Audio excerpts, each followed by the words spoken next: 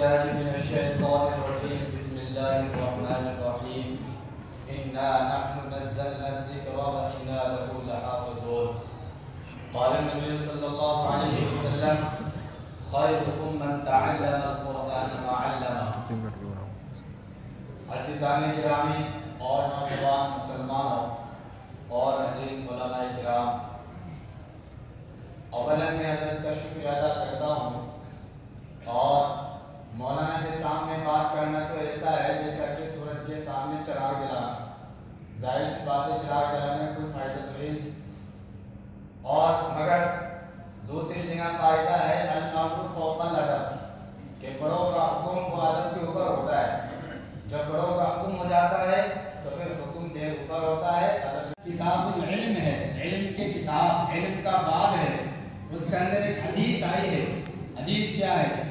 مجتمع قوم فی بیت من بیوت اللہ تعالی، جو قوم اللہ کے گھروں میں سے کسی گھر میں جمع ہو، وَيَتَدَارَسُونَ الْقُرْآنَ، اور وہاں قرآن کو پڑھایا جاتا ہو یا پڑھا جاتا ہو، قرآن کی باتیں ہوتی ہو، نزلت علیہم السکینہ، سکینہ اس مجلس پر نازل ہوتی ہے، وغشیتہم الرحمہ، اور رحمت، اللہ کی رحمت اس مجلس کو ڈھانپ لیتی ہے. اور اللہ تبارک و تعالی ایسی مجلس کا ذکر اپنے دربار میں کرتے ہیں. آپ اندازہ لگائیے یہ مجلس کتنی اونچی مجلس ہے. اگر وقت کا بادشاہ، ملک کا پردھان منتری ہمارا ذکر اپنی مجلس میں کرے تو ہم خوشی میں نہ سمائیں گے کیا؟ وقت کا پردھان منتری، وقت کا بادشاہ ہمارا ذکر اپنی مجلس میں کر رہا ہے، اور وہ اللہ جو جگہ جگہ اپنا تعارف کرا رہا ہے. کیا تعارف کرا رہا ہے؟ قرآن کہہ رہا ہے قل هو اللہ احد اللہ الصمد لم یلد ولم یولد ولم یکن له کفوا احد. اے محمد صلی اللہ علیہ وسلم آپ فرما دیجئے هو اللہ احد، وہ اللہ ایک ہے، اللہ الصمد، اللہ بے نیاز ہے، لم یلد ولم یولد، نہ تو کسی کا باپ ہے اور نہ کسی کی اولاد ہے، ولم یکن له کفوا احد، اور نہ کوئی اس کا ہمسر ہے. دوسری جگہ اللہ اپنا تعارف کرا رہا ہے اللہ لا الہ الا هو الحی القیوم لا تأخذه سنة ولا نوم له ما في السماوات وما في الارض من ذا الذي يشفع عنده الا باذنه. اللہ تو وہ ہے جس کے سوا کوئی معبود نہیں. اللہ الحی زندہ ہے، القیوم ملک کے نظام کو، کائنات کے نظام کو سنبھالنے والا ہے. لا تأخذه سنة ولا نوم، نہ تو اس کو اونگ آتی ہے نہ اس کو نیند آتی ہے. له ما في السماوات وما في الارض، وہ تمام چیزیں جو آسمانوں میں ہے، وہ تمام چیزیں جو زمینوں میں ہے، اللہ کی ملکیت میں ہے. اللہ ان تمام چیزوں کا مالک ہے. من ذا الذی یشفع عنده الا باذنہ، کون ہے جو اللہ کے دربار میں سفارش کر سکے؟ کون ہے؟ کوئی نہیں ہے الا باذنہ، مگر جس کو اللہ کا حکم ہوگا وہی اللہ کے دربار میں سفارش کر سکے گا. یہ اللہ ہمارا ذکر کر رہا ہے. دوسری جگہ اللہ اپنا تعارف کرا رہا ہے هو اللہ الذی لا الہ الا هو عالم الغیب والشہادہ هو الرحمن الرحیم. اللہ تو وہ ہے جس کے سوا کوئی معبود نہیں. عالم الغیب والشہادہ، مغیبات کو بھی جاننے والا ہے، مشاہدات کو بھی جاننے والا ہے. هو الرحمن الرحیم، وہ تو رحمان ہے، وہ تو رحیم ہے. هو اللہ الذی لا الہ الا هو الملک القدوس السلام المؤمن المہیمن العزیز الجبار المتکبر. اللہ تو وہ ہے جو بادشاہ ہے، القدوس تمام عیبوں سے پاک ہے، المؤمن ایمان والا ہے، امن دینے والا ہے، المؤمن نگہبان ہے، الجبار قوت والا ہے، العزیز زبردست ہے. وَلِلَّهِ الْأَسْمَاءُ الْحُسْنَى، اور اللہ کے تو اچھے اچھے نام ہیں. یہ اللہ قرآن میں جگہ جگہ اپنا تعارف کرا رہا ہے. الرحمن علم القرآن خلق الانسان علمہ البیان. رحمان تو وہ ہے جس نے قرآن دیا، جس نے تمہیں بیان سکھلایا. دوسری جگہ کرا رہا ہے تبارک الذی بیدہ الملک وہو علی کل شیء قدیر. بابرکت ہے وہ ذات جو ہر چیز پر قادر ہے. وہ الذی خلق الموت والحیاۃ، کہ جس نے زندگی دی اور موت دی. لیبلوکم ایکم احسن عملا، تاکہ تمہیں دیکھ لے کہ کون اچھا عمل کر کے آتا ہے. وہ اللہ، وہ کائنات کا مالک، وہ کائنات کا خالق ہمارا ذکر اپنے دربار میں کر رہا ہے، تو ہم اپنے آپ کو معمول نہ سمجھیں. بہت بڑی مجلس ہے اور 7 مجلس ہے، قرآن کی مجلس ہے، ختم قرآن ہوا ہے یہاں۔ اب اس موقع سے 2-3 بات عرض کر کے اپنی جگہ لیتا ہوں۔ اولاً آج دیکھیے سارے عالم کے اندر آپ دیکھیے ہر جگہ مسلمان پریشان حال ہے۔ حوادثات کس پر ہے؟ مسلمانوں پر ہے۔ اگر کوئی قوم پریشان ہے، تکالیف کے اندر مبتلا ہے، حوادثات کے اندر مبتلا ہے، تو وہ کوئی قوم نہیں ہے، وہ قوم مسلمان قوم ہے، وہ قوم مسلم ہے۔ وجہ کیا ہے؟ کئی اسباب علماء نے اس کی تحریر فرمائے۔ پہلا سبب علماء نے تحریر فرمایا کہ اس امت کے گناہ زیادہ ہو گئے۔ ما اصاب من مصیبت فبما کسبت ایدیکم ویعفو عن کثیر، تمہارے اوپر جو مصیبت آ رہی ہے، جو پریشانی آ رہی ہے، جو تکالیف آ رہی ہے، طرح طرح کی تکالیفیں اپنوں کی طرف سے، غیروں کی طرف سے، حکومت کی طرف سے، کیوں ہے؟ ما اصاب من مصیبہ، جو تمہارے پاس، جو تکالیف تمہارے پاس آ رہی ہے، تم کو پہنچ رہی ہے، ما اصاب من مصیبت فبما کسبت ایدیکم، یہ تمہارے گناہوں کا نتیجہ ہے۔ وَيَعْفُو عَنْ كَثِيرٍ، اور سارے گناہوں کا نتیجہ نہیں ہے، اللہ بہت ساروں کو معاف بھی کر دیتا ہے۔ وَيَعْفُو عَنْ كَثِيرٍ، بہت ساروں کو معاف کر دیتا ہے۔ ایک تو گناہ ہے، اس پہ بات کرنا نہیں چاہتا، اور دوسرا سبب علماء نے بتلایا ہے کہ آج ہم نے اللہ کے سامنے دعا کی مناسبت سے، آج ہم نے اللہ کے سامنے رونا چھوڑ دیا، چلانا چھوڑ دیا ہے، اللہ کے سامنے اپنے گناہوں پر ہم نے رونا چھوڑ دیا ہے، اس لیے تکالیف ہمارے اوپر آ رہی ہے۔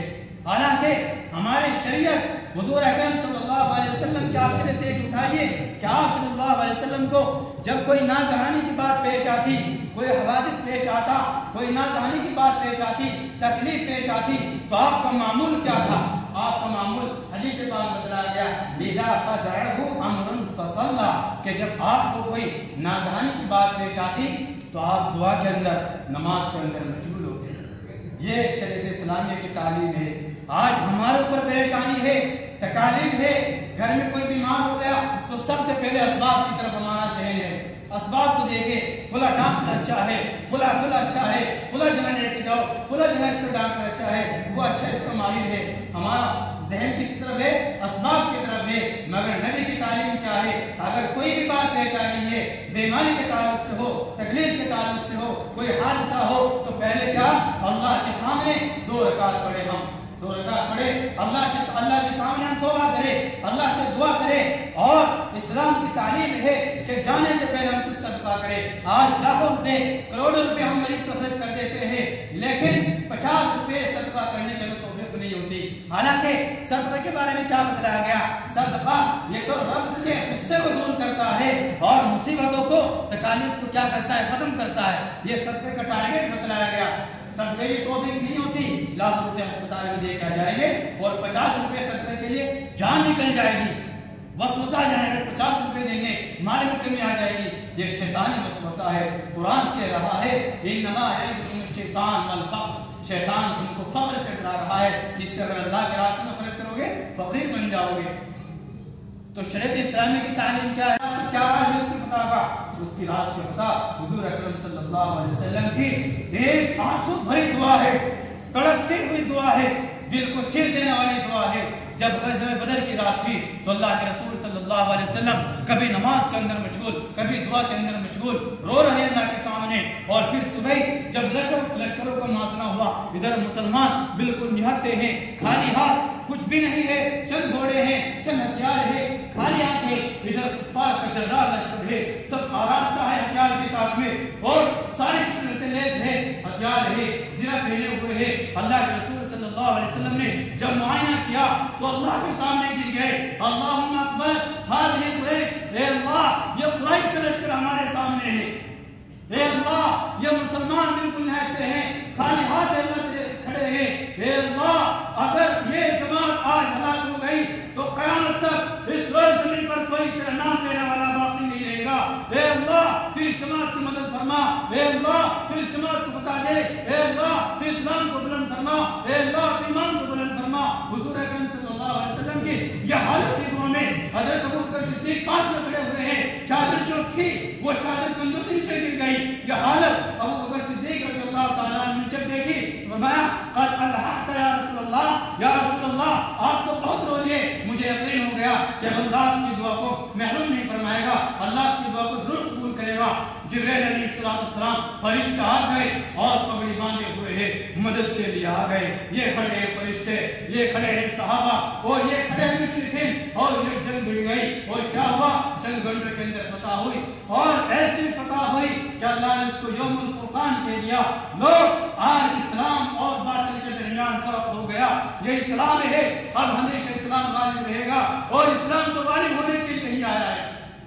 تو یہ شریعت اسلامی کی تعلیم ہے کہ یہ حالات کیوں ہے؟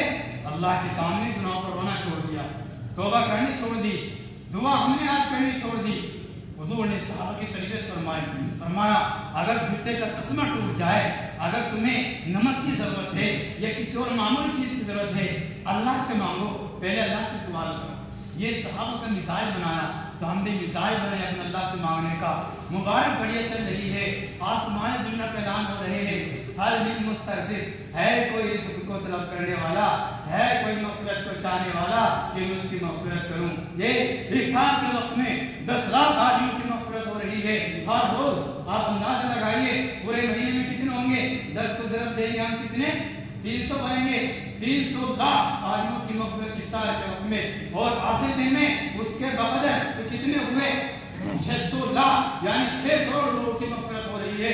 اور وہ سب کے سب وہ ہوتے ہیں جن پر جہنم واجب ہو چکی ہوتی ہے۔ اور ہمارے افطار کے وقت میں کیا حال ہے کہ کھانا سامنے رکھا ہوا ہے، طرح طرح کی چیزیں رکھی ہوئی ہے، فلاں ڈش، فلاں ذہن اس کی طرف ہے۔ اللہ کے سامنے وہ اللہ گناہگاروں کو جن پر جہنم واجب ہو چکی ہوتی ہے، اللہ ان کو معاف کر رہا ہے کہ جاؤ جاؤ جاؤ، اور ہم لوگ کا ذہن کس چیز کی طرف ہے؟ کھانے کی طرف ہے۔ علماء نے لکھا ہے مقبولیت کا جو وقت ہے، جس وقت امام اعلان کرتا ہے اے مومنو، اے مسلمانوں، روزے کے افطار کا وقت ہو گیا ہے، تم روزے افطار کر لو۔ علماء نے لکھا ہے یہ افطار کا وقت دعا کی قبولیت کا وقت ہے، اس وقت ہم دعا مانگنا چھوڑ دیتے ہیں، اس سے پہلے دعا کی دعا۔ اس وقت آپ مانگے آدھی منٹ، 1 منٹ اپنے لیے، مسلمان بھائیوں کے لیے ہے۔ کتنے مسلمان بھائی پریشان ہیں اپنے اولاد کے لیے، اپنے والدین کے لیے، ہم مانگے۔ میں زیادہ وقت نہیں دینا چاہتا، مولانا یہاں بیٹھے ہوئے ہیں، میں مولانا کو تکلیف دے رہا ہوں، لیکن چونکہ جو بات ہے مولانا کا حکم ہے، اس لیے یہ بات تو ہمارے اوپر جو تکالیف کا جو سبب ہے وہ کیا ہے؟ کیا 2 سبب بتلایا، ایک تو گناہ ہے، اور آج ہم نے اللہ کے سامنے گناہ چھوڑ دیا، اور تیسرا سبب علماء نے کیا بتلایا ہے کہ آج ہم نے علماء سے اور قرآن کریم سے اپنا تعلق ختم کر لیا ہے۔ آج مسلمانوں کا دیکھ لیجئے، مسلمانوں کی قرآن کریم سے اور علماء سے تعلق ختم ہو چکا ہے۔ یہ علماء، ان کی مثال اور مدارس کی مثال ایسی ہے، ایک درخت ہوتا ہے، درخت کی مثال ایک جو ہے، مدارس کی مثال درخت کی طرح ہے، اور ان پر جو ٹہنیاں ہیں ان کی مثال، علماء کی مثال ایسے ہی ہے، اور ان پر جو پتے ہیں عوام کی مثال پتے کی طرح ہے۔ جب تک پتا ٹہنی سے جڑا ہوا ہوگا اور ٹہنی مدارس سے جڑے ہوئے ہوں گے تو دین پھولے گا اور پھلے گا، دین بلند ہوگا۔ اور جس وقت عوام کا ربط علماء سے ختم ہو جائے گا، جس طرح پتے کا ربط اگر ٹہنی سے ختم ہو جائے تو وہ نیچے گر کے بیکار ہو جائے گا، کسی قابل نہیں رہے گا۔ اسی طرح اگر ہمارے مسلمانوں کا تعلق علماء سے یہ کتاب سے کٹ جائے گا تو یہ بے حیثیت ہو جائیں گے، ان کی کوئی حیثیت نہیں رہے گی۔ جب کوئی آئے گا ان پر حملہ کر دے گا، ان پر اپنی حکومت کرے گا۔ یہ علماء کو غنیمت سمجھو، قرآن کریم کو غنیمت سمجھو۔ اللہ نے اقبال نے کیا فرمایا؟ کیا شعر ہے؟ وہ مسلمان تھے زمانے میں مسلمان ہو کر، وہ معزز تھے زمانے میں مسلمان ہو کر، ہم ذلیل ہوئے تاریخ قرآن ہو کر۔ آج دیکھ لیجیے کتنا قرآن پڑھنے کا ہمارا معمول ہے، کتنا تلاوت کا معمول ہے، کتنا ہمارا تفسیر سننے کا معمول ہے۔ تراویح میں دیکھ لیجیے، سوائے جو ہے 2-4 صفوں کے اور کیا معمول ہے۔ اور یہ تو الحمدللہ طبقہ ہے، اس کے علاوہ اور بھی ایسا طبقہ ہے جن کو ابھی نماز کی پرواہ نہیں، روزے کی پرواہ نہیں، تراویح کی پرواہ نہیں، رمضان المبارک کے مہینے کی پرواہ نہیں، ایسا طبقہ ہے۔ تو بھائیو، اپنا تعلق ہم جو ہے جوڑے علماء سے، قرآن سے اپنا تعلق ہم جوڑے۔ قرآن سے اگر ہمارا تعلق رہے گا علماء سے اگر ہمارا تعلق رہے گا تو پھر دنیا کی کوئی بھی طاقت ہم پر حملہ آور نہیں ہو سکتی۔ صلاح الدین ایوب کے زمانے میں ایک مختصر سی بات کے بعد ختم کر رہا ہوں، صلاح الدین ایوب کے زمانے میں ایک بادشاہ گرفتار ہوا، جب وہ گرفتاری سے آیا اس نے اپنی قوم سے آ کر کہا اے میری قوم دیکھو مسلمان تو ایک بہادر قوم ہے، تم اس کا مقابلہ نہیں کر سکتی، اگر سامنے تم مسلمانوں کیا ہوگے تو چاہے کتنا بڑا تمہارا لشکر کیوں نہ ہو سامنے کبھی مسلمان تم سے ہار نہیں سکتا، لہٰذا تمہیں پیکرا بدلنا پڑے گا، جنگ کا میدان بدلنا پڑے گا اگر تم مسلمانوں پر حکومت کرنا چاہتے ہو کہ بتائیے پھر ہمیں کیا میدان ہم اختیار کریں۔ فرمایا کہ تم مسلمانوں کو علماء سے اور ان کی کتاب اللہ سے کاٹ دو، پھر جس طرح چاہے وہ حکومت کر لینا۔ یہی انگریز جب وہ ناکام ہو گیا تو ہمارے ملک کے جو بے وفا لوگ تھے ان سے معلوم کیا کہ بھائی یہاں مسلمان کو حکومت کرنا ہمارے لیے مشکل ہے، یہ تو بہادر قوم ہے، جہاد کا شوق رکھتی ہے، ان سے لڑنا ہمارے بس کی بات نہیں، ہمیں کوئی آئیڈیا بتاؤ، کوئی راستہ بتاؤ کہ ہم ان پر حکومت کرے۔ ہمارے ملک کے بے وفا لوگوں سے معلوم کیا، انہوں نے بتلایا کہ ایسا کرو، دیکھو یہاں عوام کا تعلق مسلمان کا تعلق علماء سے ہے اور کتاب اللہ سے ہے، تم یہ کام کر لو، عوام کو علماء سے کاٹ دو اور کتاب اللہ سے کاٹ دو، پھر جس طرح چاہے حکومت کریں۔ ہمارے ملک کے بے وفا لوگوں نے ان سے بتلایا، پھر کیا ہوا، ان لوگوں نے علماء کو پھانسی پر لٹکانا شروع کیا، علماء کو جو ہے آپ سور کی جو ہے کھال میں جو ہے بند کر کے ندیوں میں ڈالا، 40 علماء کو ننگے کر کے آگ میں ڈالا گیا، قرآن کریم کو نظر آتش کیا گیا، جلایا گیا۔ یہ دیکھو، اس لیے میرے عزیز بھائیوں اور عزیز مسلمانوں، ہم اپنا تعلق علماء سے رکھے، اپنا تعلق کتاب اللہ سے رکھے۔ یہ مدارس ان کے اندر ہم یہ نہیں کہتے آپ اپنے بچوں کو انجینئر نہ بناؤ، ڈاکٹر نہ بناؤ اولوں کو دیندار بناؤ، لیکن ان میں سے کسی ایک بچے کو حافظ قرآن ضرور بناؤ، کیونکہ انجینئرنگ موت پر ختم ہے، ڈاکٹرنگ موت پر ختم ہے، اور حافظ قرآن کے ساتھ میرے رب کا جو وعدہ ہے 10 کو جنت میں لے کے جائے گا، وہ وعدہ آپ کو یہاں بھی فائدہ دے گا حافظ قرآن کے مرنے کے بعد۔ آپ دیکھ لیجئے کہ فاتحہ پڑھنے کے لیے امام صاحب کو لے جایا جا رہا ہے کہ والد صاحب میں انتقال ہو گیا، آپ فاتحہ پڑھو، کیوں کہ اپنی اولاد مکمہ ہے، اپنی اولاد کو غلط لین پہ ڈالا ہے، امریکہ کے اس میں ڈالو، لیکن ان کو دیندار بناؤ، ان میں سے ایک کا انتخاب کرو کہ میں انشاءاللہ سے دینی تعلیم دوں گا، اسے حافظ قرآن بناؤں گا، تاکہ یہاں بھی آپ کی خبر پہ جو پڑھے اس کو آپ کو ثواب پہنچے اور آخرت میں انشاءاللہ آپ کو فائدہ دے گا۔ میں اس چند بات پر اپنی بات کو ختم کرتا ہوں، انشاءاللہ اب مولانا کی نصیحت ہوگی، اس کے بعد مولانا کی دعا ہوگی اور اس پہ انشاءاللہ ہماری مجلس ختم ہو جائے گی۔